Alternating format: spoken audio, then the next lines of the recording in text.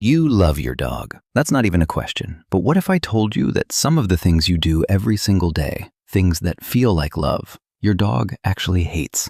Not mildly dislikes, hates. And the worst part, they've been trying to tell you every single day. You just didn't know what to look for.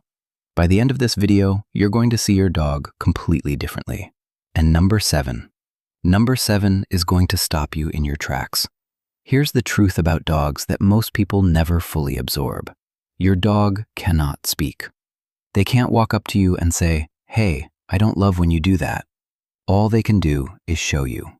Through their body, through their eyes, through tiny, quiet signals most of us walk right past. And the painful irony?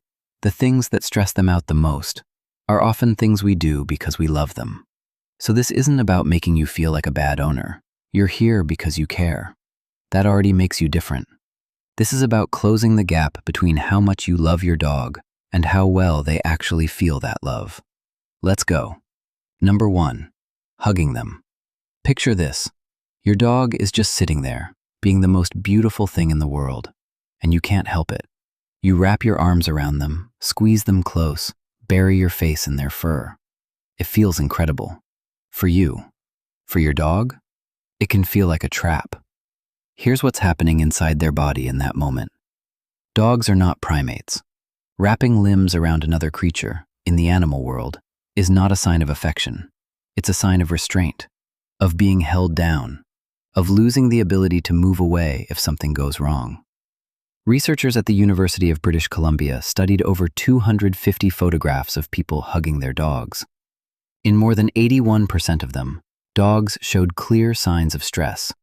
Ears pinned back, head turned away, whites of the eyes visible, mouth tightly closed. Your dog wasn't relaxed in those photos. They were enduring, and they did it because you are their person, because they trust you more than anything, because they would rather feel uncomfortable than disappoint you. That is love, but it's also a responsibility. Now, some dogs do genuinely tolerate hugs over time. Some even lean in. Watch your dog's face the next time you hug them. Really watch it. And what you're about to learn in point 4 will change how you see that moment completely. Number 2, rushing their walk. Let me ask you something. When you take your dog for a walk, who is that walk actually for? Think about it honestly. You've got a route. You've got a pace. Maybe you've got somewhere to be. And your dog keeps stopping. At a fence post, a patch of grass, a spot on the sidewalk that looks completely unremarkable to you. And you pull the leash. Come on, let's go. Here's what you just did. You just shut off the only window your dog has to the outside world. A dog's sense of smell is somewhere between 10,000 and 100,000 times more powerful than yours. When your dog stops to sniff a single blade of grass, they're not wasting time. They're reading. They know another dog passed here. They know roughly how long ago. They can pick up on that dog's health, their stress levels, their age. They're gathering information the way you'd scroll through your phone, except infinitely richer, infinitely more complex. A study published in Applied Animal Behavior Science found that dogs who were allowed to sniff freely on walks showed significantly lower cortisol levels, the stress hormone, than dogs who were walked at a brisk, controlled pace. Sniffing doesn't just entertain them. It calms them. It fulfills them. It tells them the world makes sense. When you rush that, you're taking away the one part of the walk that actually belongs to them. Give them the slow walk. Let them lead. Let them linger. And point 6 is going to show you just how deep that need for freedom actually goes. Number 3, patting them on top of the head. This one is going to feel strange, because we've all done it our entire lives. You meet a dog, or your own dog trots up to you, and instinctively, naturally, your hand goes up and comes down on top of their head. Pat, pat, pat. It feels affectionate. To your dog, it often feels like something coming at their face. Think about it from their perspective. A large thing is moving directly toward their eyes, their nose, the most vulnerable part of their body. And they can't see it coming clearly because dogs have a blind spot directly in front of and below their nose. Watch what most dogs do when a hand comes toward their head. They duck slightly. They look away. Sometimes they take a small step back. We read that as shy or skittish. It's actually a very clear, very polite signal. Please don't. Certified animal behaviorist Dr. Sophia Yin spent years studying dog body language and found that most dogs show visible signs of discomfort during overhead petting, even when they don't move away, even when they stay perfectly still. Still means tolerating, not enjoying. What dogs actually love? Scratches under the chin, soft strokes along the chest, gentle rubs along their side. Touch them the way they experience comfort, not the way it looks good in a photo. And speaking of photos, point 8 is going to make you rethink something you've probably done this week. Number 4, staring into their eyes. Here's one with a twist. You've probably heard that eye contact with your dog means love. That staring into their eyes releases oxytocin, the bonding hormone, in both of you. That's actually true. But here's what nobody tells you. Context is everything. Eye contact between you and your dog, built slowly over years of trust, that's a language, that's connection. But direct, sustained, unbroken eye contact, especially from a stranger or in a tense moment, reads as a threat in dog language. In almost every canine culture across the planet, prolonged, direct staring is a challenge. It means, I am watching you. I am deciding about you. A 2015 study from the University of Helsinki found that while familiar dogs and owners showed increased oxytocin from mutual gaze, unfamiliar dogs exposed to sustained staring showed elevated stress signals and avoidance behaviors. So what does this mean for you? Stop staring at your dog during discipline. Stop leaning over them and making intense eye contact when they've done something wrong. From where they're standing, that's not authority, it's a threat. And when you combine that with something you're about to hear in point 5, the picture becomes uncomfortably clear. Number 5, inconsistent rules. Monday, your dog is allowed on the couch. Tuesday, you have guests. Suddenly they're not. Wednesday, fine again. Thursday, you're tired, stressed, and you snap at them for jumping up. To you, this makes complete sense. To your dog, it's completely, utterly baffling. Dogs don't understand sometimes. They don't understand not right now. They understand the world through patterns, through cause and effect, through what has always happened when they do a specific thing.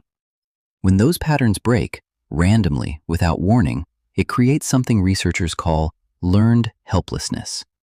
A concept first explored by psychologist Martin Seligman, learned helplessness describes what happens when a living creature cannot predict outcomes no matter what they do. They stop trying to figure it out. They become anxious. They shut down. Your dog isn't being stubborn when they seem confused. They're overwhelmed. Consistency isn't about being rigid. It's about giving your dog a world that makes sense, where their choices lead to predictable outcomes, where your reactions are readable. They're not asking for perfect, they're asking for stable. And what you're about to hear in point 6 connects directly to this, in a way that might make you rethink how you've been spending time with them every single day. Number 6, forcing them to greet people or other dogs. You're at the park, another dog comes over, or a friendly stranger crouches down, arms wide open, and you say, "It's okay, go say hi." Maybe your dog hesitates. Maybe they press against your leg. Maybe they just stand there, rigid, looking anywhere but forward. And you give them a little nudge, physically or verbally. Go on, it's fine. I want you to hear what you just communicated. I know you're uncomfortable. Do it anyway. Dogs are social, but they are not uniformly social. Some dogs are extroverts. Some are deeply introverted.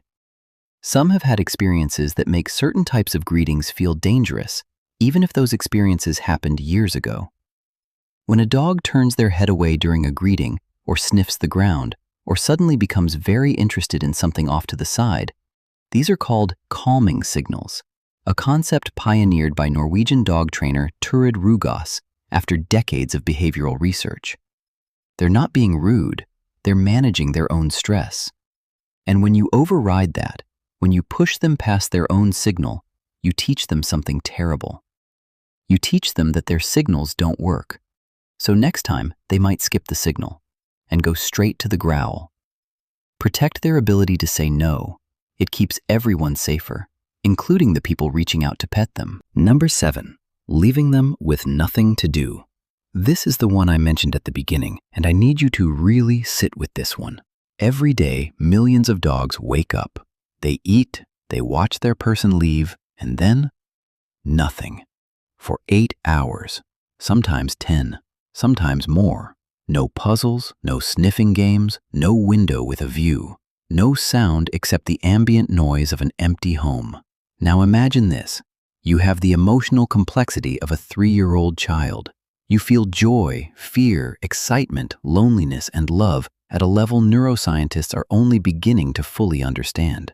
And every single day, you sit alone in a quiet room with no book, no phone, no person, no purpose. Just waiting, just hoping.